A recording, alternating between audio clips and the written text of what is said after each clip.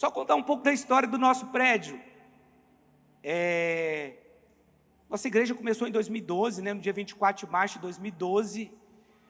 E ali em meados de 2014, a gente sempre era desafiado, pode acender as luzes, era sempre desafiado a orar por lote, para comprar terrenos, para a gente construir. O pastor Luiz, ele tem uma máxima de que todo pastor, em algum momento, ele tem que construir. E ele sempre falou uma coisa: a construção, ela traz credibilidade para o pastor, porque mostra que a obra é séria. Se você tem um prédio próprio, se você comprou um terreno, se você conseguiu construir, passa uma mensagem de seriedade para a igreja. É verdade, eu concordo com ele. Com todas as minhas limitações, porque eu não entendo nada de obra, agora eu entendo um pouco mais, mas ainda muito menos do que aqueles que estão aqui, que já são acostumados a construir. Mas graças a Deus pelas pessoas que Deus colocou aqui, o Weber, colocou também o Ney, que foi o mestre de obra aqui da construção, que nos ajudou bastante, que fez algumas mudanças aqui até na questão da arquitetura, porque foi necessário. E começamos então a orar por um terreno, acredito eu que em 2014, começamos a orar por um terreno. Só que nós queríamos comprar um terreno e a gente estava orando para comprar lá no Moinho dos Ventos, porque lá era mais barato que aqui, mas a nossa igreja estava aqui na T2. Mas aí, os irmãos sabem que eu fui desafiado numa reunião de capacitação de pastores. Os pastores foram desafiados a orar por um terreno no local onde a igreja estava plantada. E aí então, eu cheguei no dia da oração e falei: olha, nós vamos orar por um terreno aqui no setor sudoeste mesmo, não é mais lá no Moinho dos Ventos, porque o Deus que pode dar R$1, pode dar 1 milhão, Ele pode, já que nós estamos orando mesmo, já vamos orar para Ele dar o prédio aqui. Eu fui desafiado pelo pastor Luiz e assim nós começamos a orar. Em 2016 nós achamos esse terreno, eu achei procurando pela internet, achei. Primeiro eu fui ali para baixo, esperando o corretor, ele demorou, quase fui embora. Ele marcou um horário, já estava meia hora atrasado, eu falei: esse cara não vai aparecer aqui não, vou embora. Ele me ligou, eu já estava saindo, ele me ligou, falou: não vai embora não, estou chegando. Eu esperei ele veio até aqui, na época não tinha essa rua aqui ainda, tinha um pedacinho aqui, um trieiro, um negócio pequeno, mas na prefeitura a rua já existia. Aí ele me mostrou aqui, e aí eu gostei do terreno, valor barato, valor 440 mil, os dois, era cada terreno com 510 metros, e aí então, como a gente já estava orando, eu fiz uma reunião com os membros da igreja, não foi com toda a igreja não, só com os membros. Foi uma reunião, depois da oração, eu falei: olha, tem uma reunião de membros hoje, preciso de todo mundo. Aí eu fui lá na reunião de membros, vocês lembram disso, né? Pegadinha. Eu falei: olha, eu achei o lote, nós já temos o dinheiro. Irmãos, e foi uma alegria. Todo mundo comemorou, mas foi uma comemoração, aleluia, glória a Deus. E eu falei: está no seu bolso. Aí deu aquela tristeza, aquele abatimento de alma. Eu fui muito esperto aquele dia. Eu fiz você se sentir parte depois. Mas aquela oferta, a nossa estratégia foi levantar uma oferta para... Nós entramos num consórcio, nós iríamos entrar num consórcio para dar um lance alto na carta para sair. Nós tínhamos um dinheiro em caixa nessa época, a nossa igreja era pequena ainda, muito pequena. Mas nós tínhamos um dinheiro em caixa e aquele dinheiro, parte dele a gente deu de entrada no lote aqui, para segurar o negócio para a dona. E aí levantamos a oferta da igreja e naquela oferta deu o equivalente a 60% do valor do terreno. Aquela primeira oferta. Aí foi, assim, ofertas de 1.000, de 500, de moto, de terreno, a pessoa deu meio lote, de carro. E aí nós levantamos um valor e, na verdade, a gente deu um pouco mais. Ok, a gente deu, acho que 65%, que eu queria garantir, ter certeza que nós iríamos, que a carta iria sair para nós, para a gente poder comprar o terreno. E, de fato, a carta saiu Eu vou contando aqui para você como que aconteceu. E nós compramos o terreno e deixamos o terreno aqui. E aí, como nós descapitalizamos, nós não tínhamos dinheiro para construir. E aí nós fomos levantando ofertas de primícias. Depois disso, o terreno nós compramos em 2017, 2018, 19, 20 e 21 nós levantamos ofertas de primícia. E aí, em 2021, nós começamos a construção aqui em fevereiro. E nós demoramos 2 anos para passar para dentro, porque em abril de 2023, nós passamos aqui para dentro, que foi um grande milagre. Nós começamos a construir esse prédio no período mais difícil, que foi da pandemia. Tudo caríssimo, caríssimo. Ferro muito caro mesmo. Mas o Senhor nos deu fé, e hoje nós estamos aqui. Eu quero pedir para você abrir em Provérbios 3, eu vou intercalando o testemunho meu com o testemunho da igreja, com o testemunho dos irmãos, com a palavra. Provérbios 3, 9, deixa eu ler para você, projeta para mim, diz assim: honra o Senhor com os teus bens, e com as primícias de toda a tua renda, e se encherão fortemente os teus celeiros, e transbordarão de vinho os teus lagares. A primeira coisa é entender que as primícias não é o negócio com Deus, amém? Quando nós falamos em honrar, volta para o verso 9 de novo, diz: honra ao Senhor com os teus bens. Honrar é atribuir valor. Você viu ontem que o pastor Naor contou aqui que ele dá presentes, não para que a esposa dele o ame, mas porque ela já ama ele. Então você quer honrar uma pessoa que você ama. Com Deus não é diferente. Quando você quer honrar alguém, você quer dar um presente para aquela pessoa. Você quer ver aquela pessoa feliz, você quer ver aquela pessoa feliz. Talvez você pense, Deus não precisa. De fato, Deus não precisa, mas o reino de Deus precisa. E o reino de Deus é de Deus. E existem necessidades que precisam ser supridas. E todas as vezes que existe uma necessidade na igreja, é uma grande oportunidade para a nossa prosperidade. Se há uma necessidade para ser suprida aqui, essa é uma oportunidade de você crescer. Mas isso não se aplica só ao prédio da igreja, se aplica às pessoas também. Da igreja, fora da igreja, pessoas que têm necessidade. A necessidade de qualquer pessoa é uma grande oportunidade para nós. Pastor, mas eu não me preocupo com parede, com nada disso. Nós deveríamos estar preocupados com vidas. Olha, se a gente não tivesse construído esse prédio, eu te digo, nenhum real do que foi investido aqui teria sido investido em nenhuma outra pessoa, porque Deus deu o recurso para isso. Como Ele te deu o recurso para você ter sua casa. Você entendeu? Porque as fontes celestiais são inesgotáveis. Então, se nós precisamos de mais, é pedir. Nós temos que pedir. Esse é o nosso papel diante do Senhor. E se nós queremos ter a nossa escola, então vamos pedir. Se eu quero ter um lote ali, porque para ter uma escola nós temos que ter um espaço aberto, então eu também estou pedindo. Vocês estão entendendo? E é para o nosso Pai. Se Ele não nos negou esse prédio que nós gastamos 4 milhões, Ele também não vai negar o lote que está aqui do lado, aqui, que vale 300 mil. Mas eu tenho que pedir, e você também. Agora, uma coisa é uma coisa, outra coisa é outra coisa. Sabe, meu irmão, em nenhum momento dessa construção, mesmo com todos os desafios que nós tivemos, nós deixamos de ofertar, fazer as nossas ofertas missionárias. Nenhuma vez.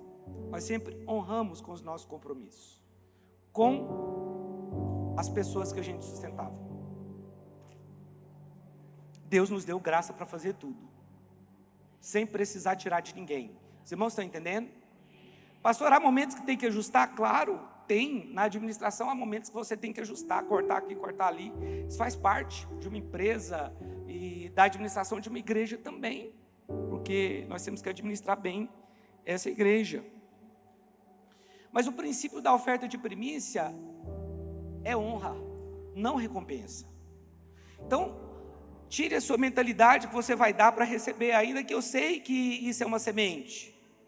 Eu sei que nós vivemos milagres e muitos milagres desde que nós temos levantado as ofertas de primícias. Eu tenho ouvido muitos milagres. Mas o princípio do que está escrito aqui é honra e não recompensa. Quando você trouxer a sua oferta de primícia, é para honrar a Deus e não para receber algo em troca, ainda que isso possa acontecer. Os irmãos estão entendendo?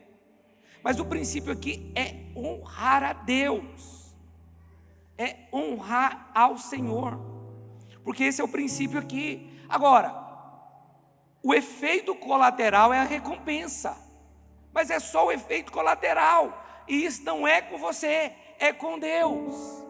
O que você tem que fazer é trazer uma oferta de honra. Talvez você vai falar: pastor, tal coisa eu vou fazer. Pastor, eu vou comprar então esse lote aí. Pastor, eu vou dar o drywall. Pastor, eu vou dar a mão de obra tal. Meu irmão, é aquilo que o Espírito Santo mover você, mas é uma oferta de honra. Lembra aqui do carro aqui que o pastor falou ontem? Um deu, recebeu. Por quê? Porque honrou. Outro deu, querendo receber, e não era uma oferta de honra, porque ele fez tentando uma troca com o Senhor. Então, se a honra não for o foco, a oferta não tem valor algum.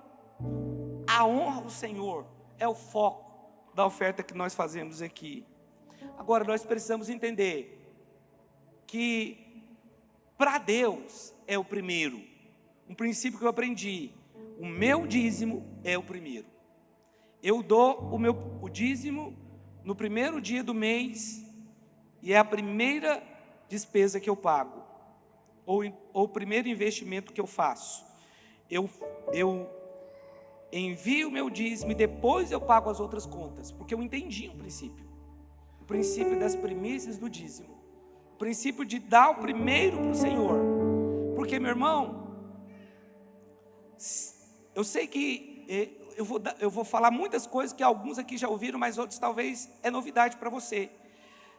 Mas quando você vai numa festa de aniversário, você deu o bolo, você pagou a festa, você que fez tudo, mas na hora do primeiro pedaço que o seu filho vai dar, ele dá para o tio, isso não pega muito bem, porque o primeiro é para a pessoa mais importante. Todos os recursos veio de você, mas na hora dele honrar, ele honrou um que não fez nada por ele. Sabe, aquele primeiro pedaço, ele denota honra. Se você deixar o último pedaço para quem fez tudo, que honra tem nisso? Mas quando você dá o primeiro pedaço, ele é a menor porção do bolo. O maior ficou lá. Você entendeu? O maior ficou lá. O primeiro pedaço é só um pedaço pequeno, você vai ficar com o maior. Mas o primeiro pedaço é do Senhor. Quando você dá o primeiro para o Senhor, você consagra todo o restante. Porque a palavra diz que se as primícias são santas, a massa também o é. Se as raízes são santas, toda árvore é santa. Se o primeiro é santo, todo o outro é santificado. Mas não, nós esperamos pagar todas as despesas para depois dar o dízimo. Está errado. Então essa é a primeira coisa que nós temos que entender aqui. E qual que é o nosso problema muitas vezes? Nós queremos viver com o básico. E nós nos acostumamos a viver com o básico.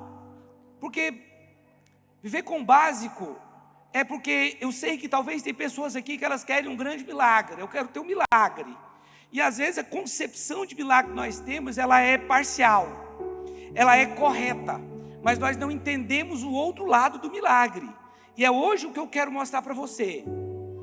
Você talvez é alguém que tem clamado por milagres. Eu também clamo por milagres na minha vida. Eu preciso. Tem áreas da minha vida que eu preciso de milagre. Tem áreas da minha vida que eu preciso.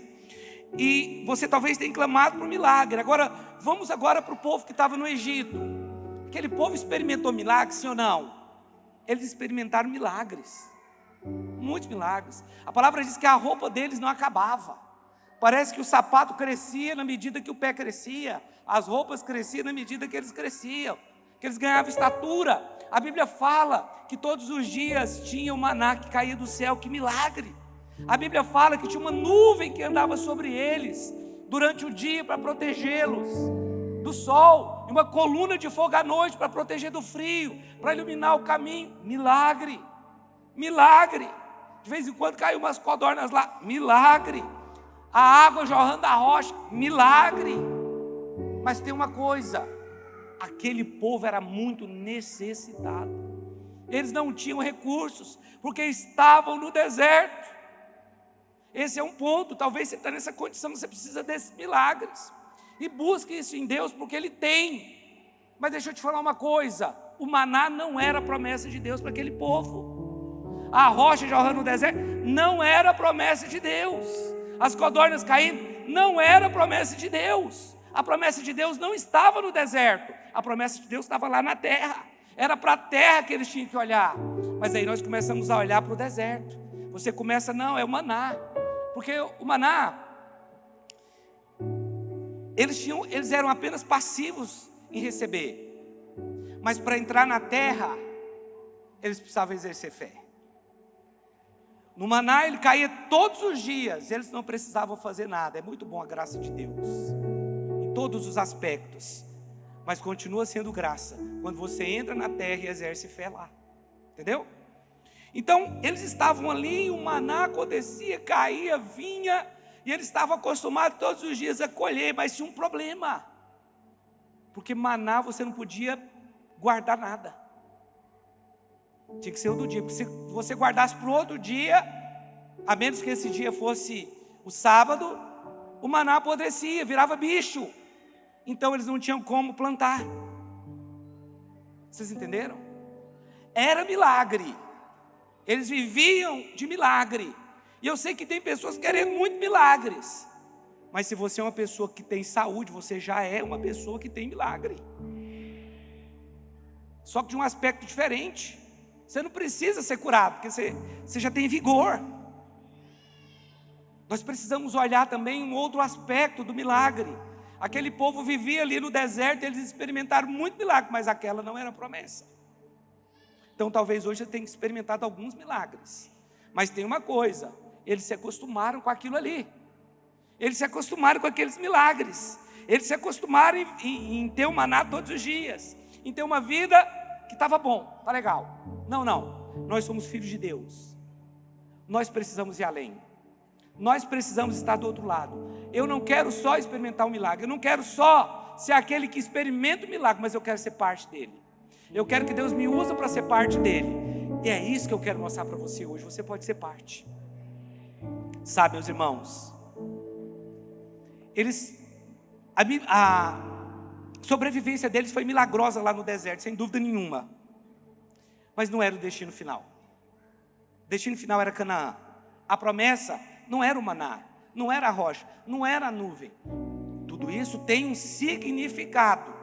Mas a promessa era a terra que manava leite e mel. É nesse lugar que você precisa habitar. É nesse lugar que você precisa estar. Ah não, mas eu estou no deserto. Então experimente os milagres que Deus tem para você hoje. Mas a palavra, a promessa é Canaã. A promessa não é aí. Não se conforme com o maná todos os dias. Não seja alguém passivo. Porque lá na terra, quando eles entraram, eles não podiam ser mais passivos. Porque não tinha mais maná. Agora eles tinham que colher. Porque como o pastor Naor disse aqui ontem, olha, tudo Deus programou no dia da entrada deles na terra. Porque você acha que foi de qualquer jeito? Não. Deus, ele fez toda uma logística para que eles entrassem no dia certo. Ah, eles entraram tal dia porque deu vontade. Não foi. A Bíblia tem detalhes que você precisa analisar. Eles entraram na terra faltando 2 dias para a colheita. Que os inimigos tinham plantado, tinha uma plantação muito grande.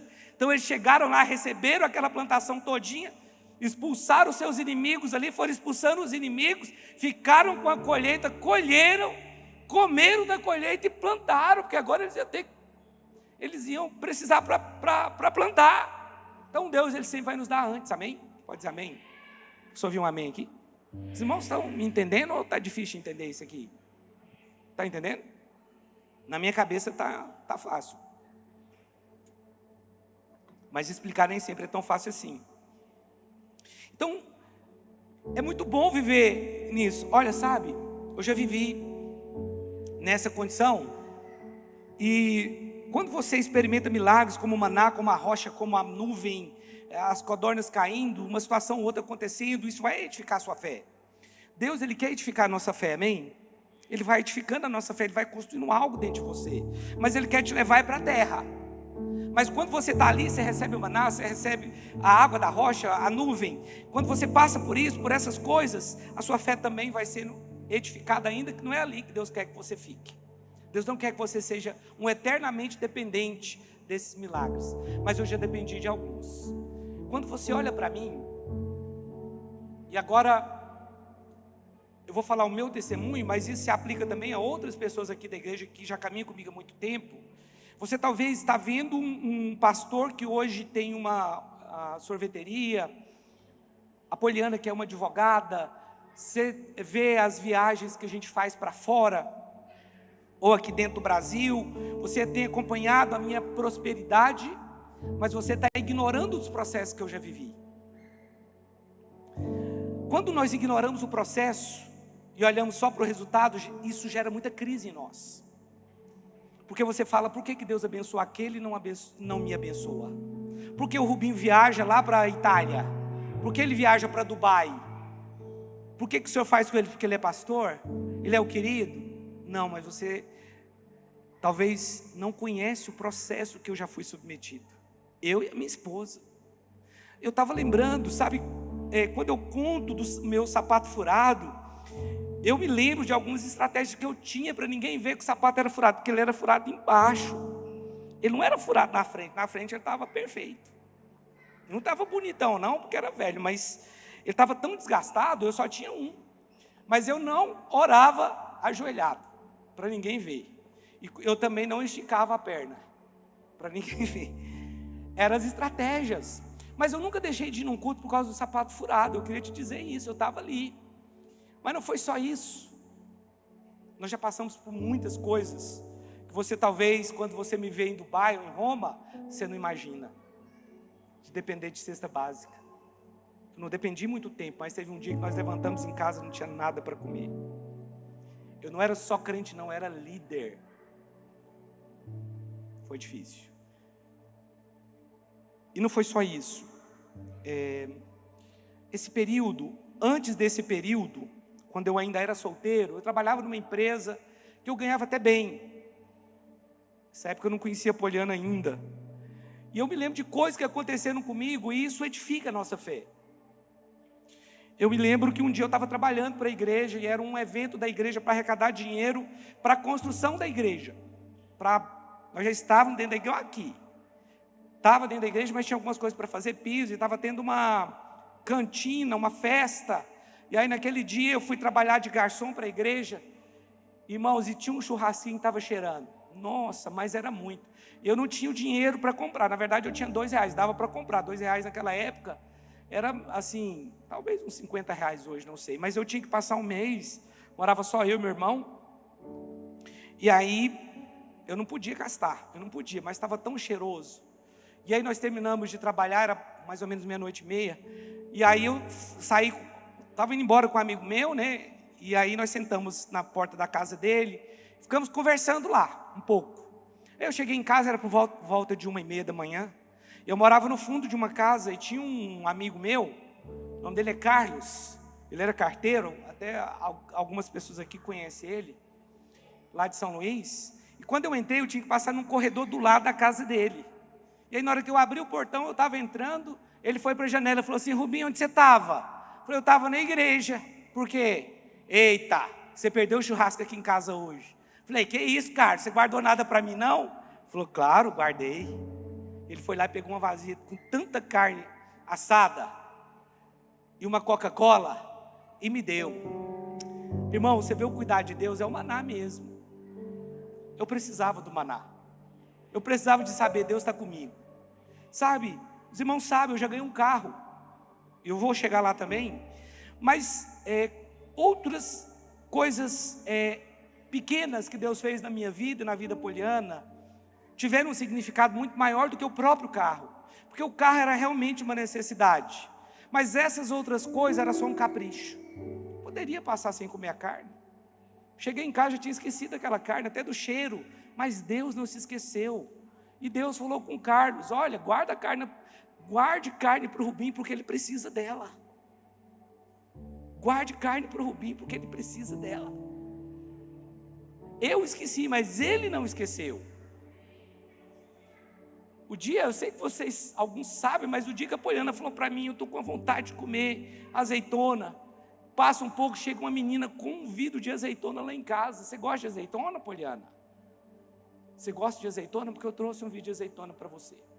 Isso é espetacular. Uma outra vez a Poliana falou: olha, meu bem, nós estamos precisando de lençol lá para casa. A gente já está morando aqui, nessa última leva nossa aqui. A gente estava num evento de carnaval da nossa igreja aqui, Orvalho, lá na chácara do Weber. E aí, indo para lá, Poliana, eu estou precisando de lençol. Nosso lençol está acabando tudo.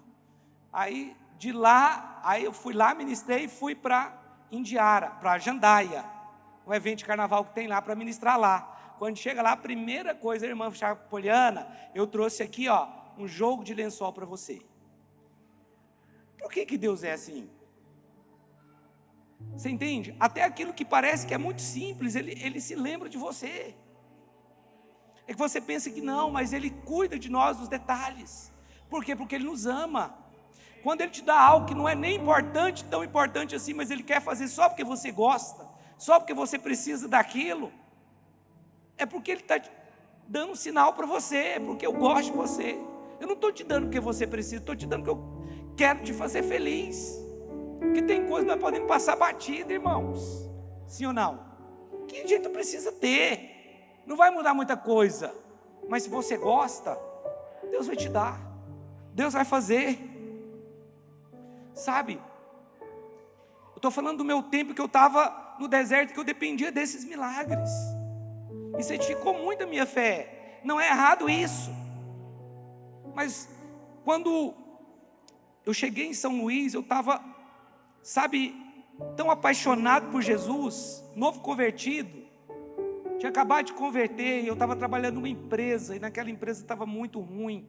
O salário era bom, mas eles não pagavam direito. E aí eu fui para uma outra empresa, eu recebi a proposta de uma outra empresa para ganhar menos. E eu fiquei relutante em aceitar aquela proposta. Mas acabei aceitando porque eu iria pelo menos receber, e na outra eu não estava recebendo nada. Tinha um bom salário, mas eles não pagavam direito. E eu fui, mas o salário era muito pequeno. E eu morava sozinho, e eu falei: Senhor, eu não posso ficar com esse salário, ele é muito pequeno, eu não vou conseguir pagar minhas contas, não vou conseguir morar, não vou conseguir pagar aluguel, pagar água, energia, comida. Eu não vou conseguir. Eu só fiz essa oração à noite, falei: aumenta o meu salário. Quando eu cheguei no outro dia para trabalhar, no segundo dia, eu trabalhei o primeiro dia, quando eu cheguei no segundo dia, cheguei na casa do topógrafo, que era a equipe que eu trabalhava com topografia, e ele falou assim, eu tinha experiência, por isso que eu fui para essa empresa, eu tinha experiência nessa área. Ele falou, ele não era crente, mas ele tocava violão. Eu cheguei na casa dele, era 6h30, a gente começava a trabalhar às 7h, e de lá a gente ia para o trecho trabalhar. Aí ele tocou uma música, falou: vamos tomar um café. Ele falou assim: Rubinho, o pessoal lá de cima está querendo tirar você da minha equipe. Eu falei: o que foi? Não, eles querem, você entregou a sua carteira ontem para o Lúcio, ele gostou da sua caligrafia. Na carteira, a única caligrafia que tem é assinatura. E minha assinatura da minha carteira não é bonita, é feia. Minha letra não é feia. Mas aquela da assinatura minha da carteira era muito, muito novo quando eu assinei ali, era feia. Mas ele achou bonita. Ele falou: e ele quer te passar para uma outra função. Eu falei: mas eu ganho mais? Ele falou: tem que ganhar, senão eu não te libero não. Eu falei: tá bom. Ô Carlinhos, me libera então. Ele falou: não, eu te libero. Se for para você ganhar mais, eu te libero. Aí quando trabalhei mais aquele dia, no final do dia, eles já me avisaram: amanhã você vai lá para o lugar tal, que você vai começar em outra função. O meu salário era R$167, naquela época, 1997. E quando eu recebi, na outra função, eu recebi mais de R$500. Não tem nenhum crente aqui não para dar glória a Deus? aquilo era o maná caindo do céu, meu irmão, era a rocha, era a água da rocha fluindo. Eu já vi milagres de muitas maneiras, esse foi um deles. Deus aumentou ali, aquela firma foi uma grande bênção, né, Josimar? Foi lá que eu ganhei o Josimar para Jesus, andava com a minha Bíblia na minha pasta, e o Josimar foi ganho ali. Eu poderia contar muitas outras coisas que aconteceram, mas tem um que eu gostaria de contar. Quando nós levantamos a oferta da construção, da compra do terreno, para garantir que nós íamos realmente pegar a carta com valor, eu achei que o valor que a gente levantou não era suficiente. Eu peguei 20 mil emprestado de um irmão aqui da igreja. Falei, pessoal, tem alguém que tem para emprestar? O irmão falou, eu tenho. Falei, tá, então empresta para a igreja, e quando você precisar, você me avisa com 15 dias de antecedência, porque eu tinha meu carro era quitado, se precisasse, eu vendia o carro ou financiava. E aí passou assim uns, 3, 4 meses, o irmão falou, vou precisar do dinheiro. Eu falei, não, tá bom. Ok. Aí eu fui no banco e refinanciei o carro. Naquela época eu nem sabia que refinanciar era mais caro que financiar. Mais fácil era eu vender o carro e comprar um outro carro financiado. Mas eu fui lá e refinanciei, e eu fui pagando as parcelas, eu mesmo fui pagando as parcelas, e foi assim, parcelas altas. Na época o campo não estava indo bem, o campo que eu tinha um campo de futebol, não estava indo bem, mas eu fui pagando, quando chegou na 8ª parcela, a Poliana ganhou uma causa, foi uma causa alta, depois ela ganhou mais uma, e naquele mesmo mês, depois da 8ª parcela, a Poliana falou com um cliente dela assim, olha, vamos fazer um acordo com uma empresa aérea, fazer um acordo com eles, vamos oferecer 80 mil, se eles pegarem, tá bom, você pode pegar e tá tudo certo. Chegou lá, 80 mil, quanto vocês querem? 80 mil. A empresa falou, não, é muito dinheiro, não tem acordo não. Só que o pedido era 495 mil. E aí a empresa esqueceu de recorrer e perdeu a causa. E a Poliana pegou de honorário quase 100 mil reais. Meu irmão, Deus é bom demais. Antes de completar um ano daquela oferta, a Poliana recebeu mais de 200 mil de honorários, que virou a sorveteria que você vê hoje, quando você passa ali. Claro, eu construí casas, de lá eu peguei o dinheiro. Na época eu investi um pouco no campo, compramos a sorveteria, depois reformei aquela parte ali, tudo com esse dinheiro, para você ver o quanto Deus é bom. Só que, deixa eu só ler um texto aqui, Números 13, 27, até o 33, diz assim, relataram a Moisés e disseram, fomos à terra, aqui nos enviaste, e verdadeiramente mana leite e mel, este é o fruto dela. O povo, porém, que habita nessa terra é poderoso, e as cidades muito grandes e fortificadas. Também vimos ali os filhos de Anak. Os amalequitas habitam na terra do Neguebe, e os heteus, os jebuseus, os amorreus, habitam na montanha. Os cananeus habitam ao pé do mar e pela ribeira do Jordão. Então Calebe fez calar o povo perante Moisés e disse, eia, subamos e possuamos a terra, porque certamente prevaleceremos contra ela. Porém os homens que com ele tinham subido disseram, não poderemos subir contra aquele povo, porque é mais forte do que nós. Diante dos filhos de Israel infamaram a terra que haviam espiado, dizendo, a terra pelo meio da qual passamos a espiar, é terra que devora os seus moradores, e todo o povo que vimos nela são homens de grande estatura. Também vimos ali gigantes, os filhos de Anak são descendentes de gigantes, e éramos aos nossos próprios olhos como gafanhotos, e assim também eram aos olhos deles. Então, o problema é como talvez você está vendo a circunstância ou a situação. Talvez a posse da promessa, talvez tornar parte do milagre é algo tão grande para você, e está tão distante de você, que você, eu posso ficar aqui e lidar com essa situação aqui no deserto. Não, meu irmão, a promessa não é essa. Eu sei que na terra tem gigantes, nós vamos ter que derrubá-los, porque na terra Deus já nos deu a porção para exercer fé. Ele foi fazendo milagres na sua vida, para edificar a sua fé, 1 dia, 2, 3, foi lá, a azeitona que a Poliana ganhou, foi o churrasco que eu ganhei, foram as ações da Poliana, foi uma coisa, foi outra, mas agora não, agora eu tenho fé, eu posso entrar naquela terra, eu sei que a terra é boa, ela mana leite e mel, foi Deus que prometeu. Olha, não se olhe como um gafanhoto, porque foi isso que aconteceu com eles. Eles tinham uma visão errada deles mesmos. Eles falaram: olha, aos nossos olhos nós somos como gafanhoto para eles, mas aos olhos deles nós também somos. Meu irmão, cuidado com isso. Nós precisamos crer, nós precisamos ter fé, nós precisamos acreditar nas promessas do Senhor. E a Bíblia diz que eles infamaram a terra. Eles falaram: não, a terra é boa, mas ela tem gigantes e eles vão nos matar, porque nós não podemos contra eles. Olha, você pode pedir para Deus. O véu foi rasgado. Você hoje é filho, você pode pedir. Pare de acreditar na força do gigante. É muito ruim quando você atribui força ao diabo que ele não tem. Um dia, deixa eu contar essa história para você. Nós fomos jogar. Eu jogava, na época chamava de juniores, mas era o time sub-20 do Inhumas. E era um jogo contra o Goiás, e o Goiás era o melhor time. E por ser o melhor time, era o time que eu queria jogar contra.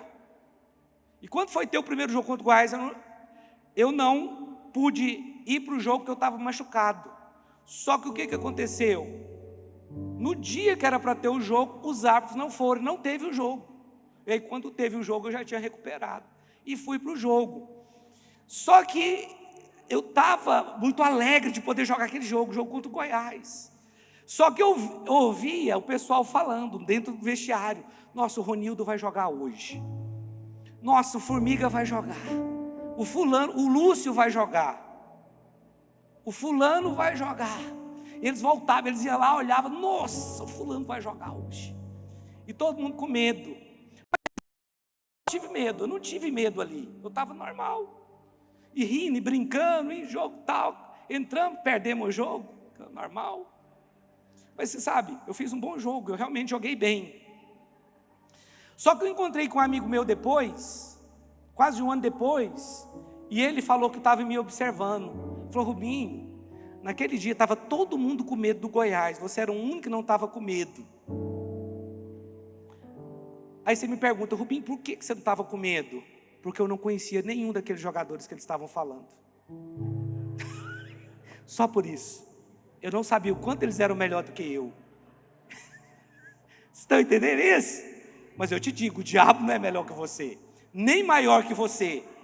Aqui, eles não olharam para a promessa, eles olharam para os gigantes que estavam lá.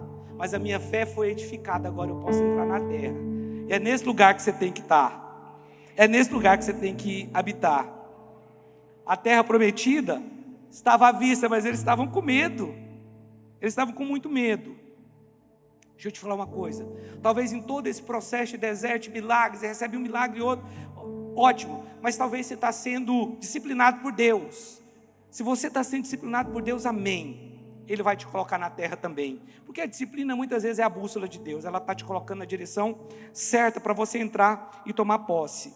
Agora, Atos capítulo 20, versículo 35 diz assim: tenho-vos mostrado em tudo que trabalhando assim é mister socorrer os necessitados e recordar as palavras do próprio Senhor Jesus: mais bem-aventurado é dar do que receber.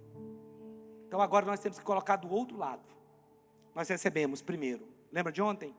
Mas agora nós temos que passar para o outro lado. Quando você está na terra prometida, agora você tem para plantar.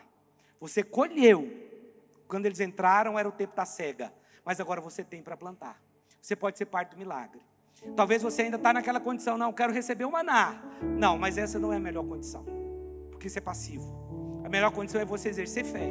A melhor condição é você ser parte do milagre. A melhor condição é você ter para dar para os pobres, como está escrito aqui. É melhor do que ser o pobre. É melhor do que você ter que receber a cesta básica. Então quando alguém te pede, saiba de uma coisa: se você tem para dar, dê. que foi Deus que te colocou nessa condição. Isso é bom. Dê, não retenha. Dê, não retenha. Sabe por quê? Foi Deus que te colocou lá. Eu estou prosperando, está todo mundo pedindo dinheiro. Irmãos, você pode falar assim, fala assim, abençoa. Amém? Fala assim, dinheiro emprestado, está aí. Abençoa, porque Deus te colocou nessa posição. Melhor é dar do que receber. Então esse é o ponto de virada. Nós precisamos ser parte do milagre. Pastor, mas eu não quero orar por coisas naturais. Eu não quero orar por dinheiro. Dinheiro não é natural, meu irmão. Dinheiro é espiritual. Tudo que a Bíblia fala é espiritual. Amém? Então não pense que orar por dinheiro é uma coisa banal, não. Você deveria orar pela sua provisão, pela sua prosperidade, para que você faça parte do milagre agora. Antes talvez era você que tinha que receber a cesta básica, mas agora não, agora é você que vai dar a cesta básica. Agora é você que vai abençoar. Lá no passado eu não tinha condição de ter um carro, mas eu ganhei um carro, porque eu precisava e alguém foi e viu a minha necessidade e me deu. Mas agora eu já dei um carro nessa obra aqui, porque eu passei para o outro lado. Que grande honra é poder ter dado um carro nesse lugar. Ser parte do milagre. É porque você pensa que a hora que você é parte do milagre, você já não tem milagre mais na sua vida. Não, meu irmão. Você acha que eu não tenho que orar pela minha empresa? Você acha que eu não tenho que orar pelos colaboradores da minha empresa? Você acha que eu não oro pelos colaboradores? Você não acha que eu não oro pelos meus clientes? Você não acha que eu oro pela minha loja, para que ela seja a melhor loja da Trilhos do Brasil? É oração, é dependência de Deus. Um mês que eu administrar mal aquela loja pode me dar uma canseira o resto do ano. É administração.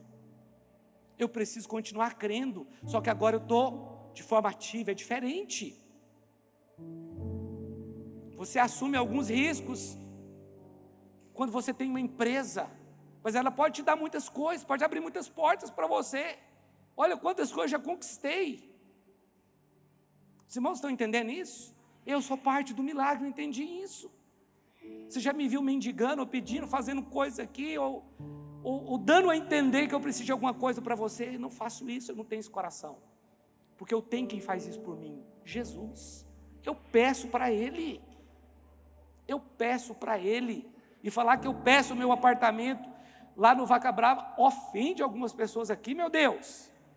Não é para você que eu estou pedindo, meu irmão. É para o meu Pai.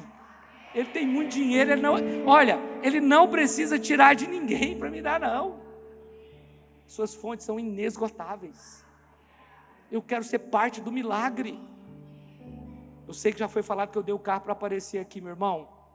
Deixa eu te falar uma coisa. Talvez você já construiu uma casa.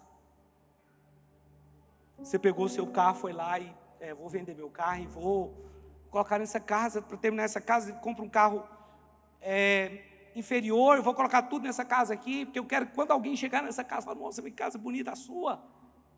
Vou sair do aluguel. Irmãos, foi isso que aconteceu comigo. Eu só dei meu carro por isso. Eu queria ver essa obra pronta, eu queria ver as pessoas chegarem, nossa, que igreja bonita, pastor. Igual as pessoas falam quando chega aqui, é minha alegria. Só por isso que eu dei aquele carro. Ansiava por ver isso aqui pronto. Quantas vezes eu entrei nisso aqui em construção, eu subi aqui, eu falei, um dia eu vou pregar nesse lugar aqui. Eu acho que vai demorar muito, mas não demorou. Você está do outro lado e Deus pode te usar. Não, mas eu não quero orar por dinheiro. Mas você não tem problema em orar pela unção. Porque unção é espiritual, mas não é. Espera aí, o dinheiro é espiritual, a unção é também. Mas quantas pessoas você viu que tem poder e que faz milagres, que se corrompeu por causa disso? Na Bíblia tem muitos. E no nosso dia, milhares. Pessoas que ficaram poderosas, foram usadas por Deus e se perderam. Essas pessoas não estavam orando por dinheiro, estavam orando pelo poder. E Deus deu. E se perderam. Por que você não tem medo de orar por isso também? Então não ore por isso também não. Não ore pela unção na sua vida não. Porque a unção pode te deixar soberbo. Olha, o que determina isso é o seu coração, meu irmão. O que determina se você vai se corromper ou não com dinheiro ou com poder é o seu coração. Então ore. E dependa de Deus. Pastor, mas como que eu vou... Então, agora, como é que eu vou orar por poder, vou orar por dinheiro e continuar ainda sendo simples? Tenda pessoal. relacionamento com Deus, dependência de Deus na sua oração. Eu tenho uma empresa hoje, eu dei um grande passo, mas eu preciso orar por ela. Eu preciso continuar orando por ela. Eu preciso orar pelos colaboradores que trabalham comigo. Eu preciso orar pelos meus clientes sem nem conhecê-los, mas eu oro. Você entende isso? Então, orar por dinheiro é tão perigoso quanto orar pela unção de Deus, pelo poder de Deus, porque Sansão, ele não tinha dinheiro, mas ele tinha o poder. Ele se achou tão forte, que ele se perdeu no próprio poder que ele tinha. Davi se perdeu no poder que ele tinha, Saul se perdeu no poder que ele tinha. Quem mais? Me ajuda aí, gente, na Bíblia tem muitos. Salomão, muitos se perderam. Hoje nós precisamos entrar numa condição e crer nisso. O deserto, ele nos ensinou a depender. Sim ou não? Agora a fé nos chama a conquistar. É hora de entrar na terra. É hora de entrar na terra prometida. A promessa de Deus, ela exige responsabilidade. Maná não, todo dia eu ia lá passivamente, pegava, comia. Na terra não, lá tem gigantes. Eu preciso derrubá-los. Olha, contei da minha vida, de alguns processos, tem coisas que eu não contei, difíceis, como eu contei aqui da viagem, né, no Réveillon. Mas vocês conhecem a história do Rodrigo? Comia pão duro, que a mãe dele pedia, comia na rua, comida da rua, saía pedindo. Daí o Rodrigo, hoje ele mora num condomínio fechado. Pastor Jonathan, tinha nada para dar, deu aliança do noivado dele, correndo risco de perder a noiva. Corre ou não corre? André é porque é mulher de Deus, mas se não fosse lá, é porque você não quer nada comigo. Não é assim? Mas André não entendeu. Quantas vezes gasolina acabava? Quem que empurrava? Andréia. Isso ninguém vê, isso a Globo não mostra. Isso a Globo não mostra. Quantas vezes André já empurrou o golzinho branco? Mas o pastor Jonathan, ele fala isso porque ele tem dinheiro, é fácil para ele falar, mas e quando ele não tinha? Você está entendendo? Foi um processo, meu irmão. Por isso que nós não podemos ignorar o processo. Não ignore os processos de Deus na sua vida, não. Fica de pé agora, porque minha palavra até acabou já. Não, ainda falta uma parte ainda, mas pode ficar de pé. João capítulo 6, verso 5.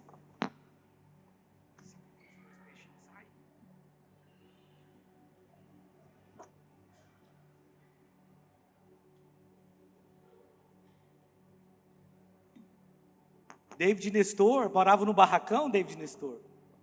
Hoje mora num condomínio. Ele não é melhor que você por isso. Amém? Não é disso que eu estou falando. Nós não estamos exaltando a riqueza. Nós estamos exaltando o Deus que prospera. No passado, não tinha dinheiro para comprar uma camisa, morava no barracão, ele e ela. É assim que Deus faz. Usa quem Ele quer. João capítulo 6. Então Jesus, erguendo os olhos e vendo que grande multidão vinha ter com ele, disse a Filipe: onde compraremos pães para lhes dar a comer? Mas dizia isso para experimentar, porque ele bem sabia o que estava para fazer. Respondeu-lhe Filipe: não lhes bastaria 200 denários de pão para receber cada um o seu pedaço? Um de seus discípulos, chamado André, irmão de Simão Pedro, informou a Jesus: está aí um rapaz que tem 5 pães de cevada e 2 peixinhos. Mas isso que é para tanta gente? Deixa eu te fazer uma pergunta. Se eu te falar algo aqui, talvez você está pensando, mas o que vai ser minha oferta para tanta necessidade que a igreja tem? Não, primeiro que não é tanta necessidade assim, porque nós já estamos dentro do prédio, amém? Deus já nos abençoou demais. Mas essa foi a mesma pergunta que um discípulo de Jesus fez, mas vai valer de nada isso aqui? Olha o que nós temos aqui, 5 pães e 2 peixinhos. Não vale nada para essa multidão aqui. Só de homens 5.000. Disse Jesus: fazei o povo assentar-se, pois havia naquele lugar muita relva. Assentaram-se, pois, os homens em número de quase 5.000. Então Jesus tomou os pães e, tendo dado graças, distribuiu-os entre eles, e também igualmente os peixes, quanto queriam. E quando já estavam fartos, disse Jesus aos seus discípulos: recolhei os pedaços que sobraram, para que nada se perca. Assim, pois, o fizeram, e encheram 12 cestos de pedaços dos 5 pães de cevada que sobraram aos que o haviam comido. Então, você pode pensar: a minha oferta é muito pequena. Não, não é. Porque não é uma questão de valor, é uma questão de coração, uma questão de honra. Toda oferta será muito bem-vinda para nós, principalmente por causa do seu coração. Deus pode mudar a sua história, como Ele tem mudado a vida de muitos aqui. Levanta aí os seus pedidos agora. Vamos orar por eles.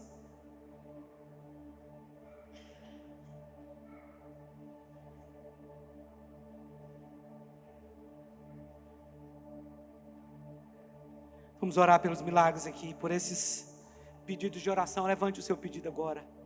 Apresenta ao Pai o seu pedido. Ore sobre eles agora. Pai, nós apresentamos os nossos pedidos ao Senhor aqui. Nós fomos ensinados ontem aqui, meu Deus, que primeiro o Senhor nos dá. Obrigado, obrigado, obrigado. Obrigado. Eu quero orar, meu Deus, por cada pedido que foi feito aqui, que foi escrito nesse envelope. Senhor, nós não estamos aqui para fazer um negócio com o Senhor. Esse prédio já é um grande milagre, Senhor. Nós estamos tão felizes de estar aqui, e cada dia ele tem ficado mais bonito. Mas eu oro pelos meus irmãos, porque eles têm pedidos pessoais. Eu oro, meu Deus, em primeiro lugar pelas famílias que estão aqui representadas, por aqueles que pediram a salvação dos seus filhos, dos seus pais, de algum parente. Senhor, ouve a oração deles. Ouve, meu Deus, nos dá a nossa família, a nossa casa. Entrega nas nossas mãos, Senhor. Entrega nas nossas mãos a nossa família, para que eles sejam também família na fé, família espiritual, a noiva de Cristo. Que esse ano seja um ano de salvação da nossa casa. Eu oro, meu Deus, por aqueles que talvez fizeram um pedido para sair de dívidas. Pai, isso não glorifica o Senhor, meu Deus. A dívida não te glorifica. Então eu oro ao Senhor para que esse pedido seja ouvido, mesmo que essa pessoa tenha tido uma má administração, tenha feito um mau negócio. Mesmo assim o Senhor é um Deus gracioso. O Senhor é um Deus que pode consertar aquilo que foi feito errado. É por isso que nós andamos na dependência do Senhor, meu Deus. Em nome de Jesus, Pai, dá graça para essa pessoa não somente pagar a dívida dela, mas para que ela tenha em abundância. Aquele que orou por casa, por apartamentos, por carros, talvez é uma necessidade que eles tenham. Senhor, abençoa a vida deles.